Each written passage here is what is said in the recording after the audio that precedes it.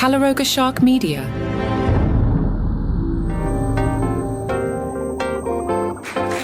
Hey, I'm Johnny Mac with your daily comedy news. I thought we'd start with some fun today from NikkiSwift.com. It's celebrities who can't stand Jay Leno. That's right, Jay Leno, that guy's the worst. He sometimes comments about late-night television and takes care of his wife. He's just awful. So let's take a look at the celebrities who do not like Jay Leno. We're told Arsenio Hall threatened to kick Jay Leno's butt. Arsenio Hall, back in 1992, told Entertainment Weekly that Arsenio Hall had little respect for Jay Leno's talents. Reports at the time claimed he was friends with Jay Leno. Arsenio apparently said, I have no problem about saying good things about my competitors, but Jay Leno and I aren't friends. And you know what? I wasn't anointed, okay? No one put the late-night silver spoon in my mouth. I earned every drop of mine, and I'm going to treat him like we treated the kid on the high school basketball team who was the coach's son. He was there because he was anointed too. We try to kick his butt, and that's what I'm going to do. Kick Jay's butt. How'd that work out, Arsenio? Hall then apparently was on Good Morning America and said something's wrong with someone who's always surprised about people being upset with him. Dennis Miller apparently doesn't talk to Jay Leno.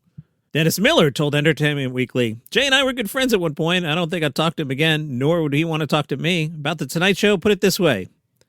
They want to win really badly. You may recall Dennis Miller had a late-night show. The accusation seemed to be that NBC was trying to stop famous people from going on other shows. Jay Leno said, we weren't keeping people off their show. Do we say to guests, we'll give you this and that, and we have a bigger audience, we'll fly you in, we'll pick you up in a limo? Yeah, but please, that's the game. Jimmy Kimmel on the list? Telling the New York Times, I think he turned comedy into factory work, and it comes across. It's just amazing how insecure he is. The people who like Leno are largely a stupid group. The people who root for Letterman are the smarter group. The people who like me, also stupid. I figure I cut into the dummies. George Lopez. Remember Lopez had a late-night show, Lopez Tonight? Now, I went to see George Lopez in concert in Chicago around that time, and George was actually like an a-hole. Like, we were sitting in the audience going, dude, you just sound like a moron. He was flaming everybody. I think he flamed Carson. I remember walking out of the show, and it kind of changed my opinion on George Lopez. Did not enjoy it at all. In 2007, George Lopez apparently was on WOMX radio and told Scott and Erica that he hoped to start a beef with Jay Leno, saying, Leno is the biggest two-faced dude in TV. When I had my kidney transplant in 2005, he called me and was the nice guy on the phone, and then he just puts the knife in your back. It tells you something about Jay Leno. If Conan O'Brien has come to The Tonight Show when Jay Leno's still young enough to be the host, the dude's like the worst interviewer on TV. Patton Oswalt on Comedy Death Ray apparently said, you almost want to take Leno aside and go, why do you want this so badly, this being The Tonight Show? Because you don't do anything with it. Listen, Patton Oswalt, dude, bro, Patton Oswalt, you ruined Star Trek. And I've been meaning all week to get to this. Time out. Johnny Mac's got a beef with Patton Oswalt, who ruined Star Trek as Doug the Vulcan. Patton, did you not put out a really famous bit called, At Midnight, I Will Kill George Lucas with a Shovel? And is that not complaining about the Star Wars prequels? So you're going to kill George Lucas with a shovel for ruining a sci-fi franchise that you love.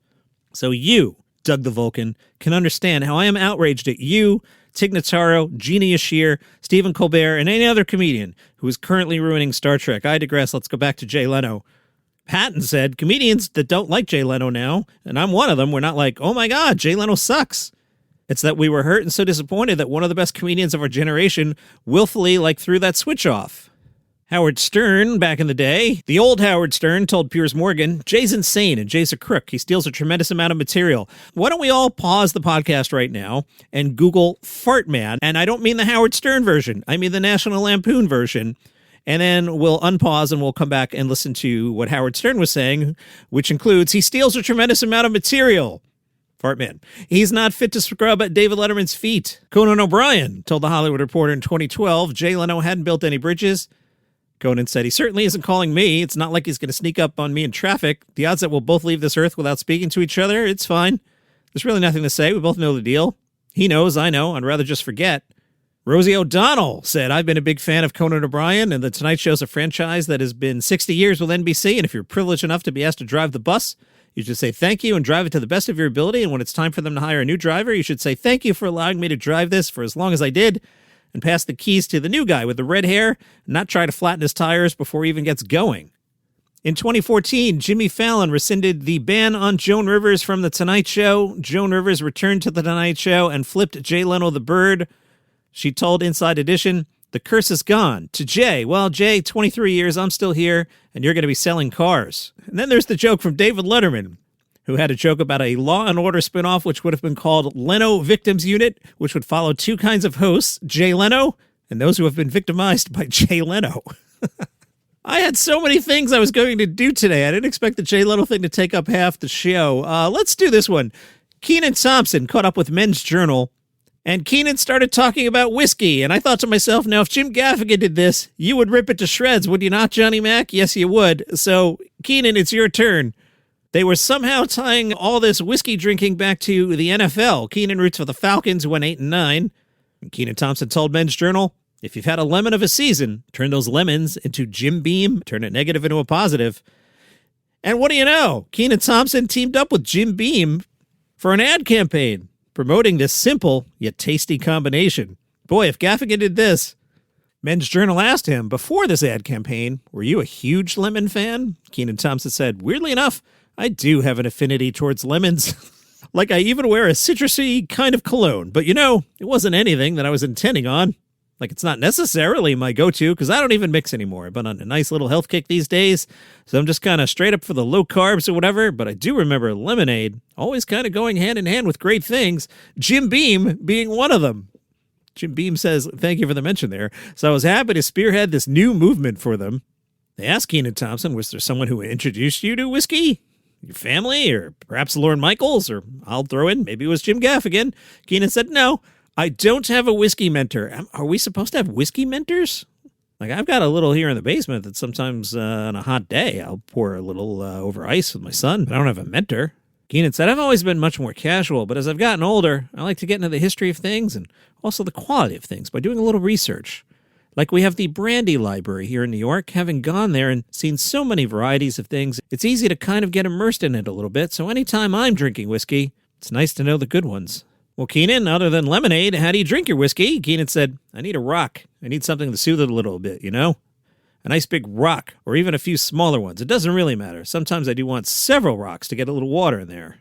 Good follow-up by Men's Journal. "Whiskey drinkers tend to be very specific about ice. Are you picky?" Kenan said, "No. At home, it could be whatever. It's always nice to see when people have curated cubes. Like any sort of Star Wars-themed cubes, Death Stars. Anything like that's always fun." Is it? And you're talking to somebody who has about 5 Star Wars posters here in the basement, and I'm not kidding. Or just a traditional round ball or big square cube kind of thing. But at a restaurant, I expect some fanciness. Oh, this is fun. "Who's your all-time favorite fictional bartender?" Kenan said, "Who did it better than Tom Cruise? I've seen lots of movies, and that was a lot of training for him. He really wanted to take it seriously. So between that and maybe Coyote Ugly, I guess. How do you not pick Isaac the bartender? I mean, come on. Love Boat? Anybody?" The only thing that would make this better for me was if this was actually with Jim Gaffigan. Kenan was asked, "What's the perfect snack food to have with bourbon while watching sports? Is it popcorn? Perhaps peanuts?" Kenan said, "I think we need to level up. We're in the connected world where you can experience so many different flavors. I think you've got to get into some charcuterie or something like that, where you can have a bunch of different tastes on a plate, especially in the Master Chef days we're living in. I like putting together a display, then feast on it." Kenan Thompson, "Do you have a favorite all-time guest host of SNL that you've enjoyed drinking with?" Kenan said, "Dave Chappelle is great because he enjoys the night as well. He doesn't get introverted or anything. It's kind of like he's just waking up after the show. He's a great one to have a moment with him to pick his brain. He's a praiser, so he'll always be giving you props while you're trying to give him props." All right, if you could have a drink with anyone who's been in the cast of SNL, who would it be? Phil Hartman. I'd love to be able to really sit down, just be around with him more than once. I'd love to have been able to build an alumni brotherhood with him. We met on a plane once, and he was so generous. It almost seemed like a dream because it was happening in the sky. He was so nice, and it was just kismet that we put together on this flight. And I say we because it was me and Kel Mitchell. He got up during the "you can unbuckle your seatbelts now and walk around the cabin" time, and he just came over to us, and we just had a conversation for a while. It was fantastic. Interesting tag here. Kenan talked about SNL. Men's Journal was like, "It seems like a party all week long. Is it like that?" And Kenan said, "It's a lot more corporate these days. Everybody just kind of comes in and focuses. We're all aware of our HR meetings and stuff like that. I think we keep it more so for after the show's done, kind of like decompression." And that is your comedy news as it was for today. Fun show. I like to mix it up, especially on the weekends. All right, back in the morning with a normal episode. And then at noon Eastern on Monday, the results of Comedy Survivor. We'll see who was voted off Comedy Island this week. So regular at 3:05 a.m. Eastern and Comedy Survivor at noon Eastern. Enjoy your Sunday. See you tomorrow.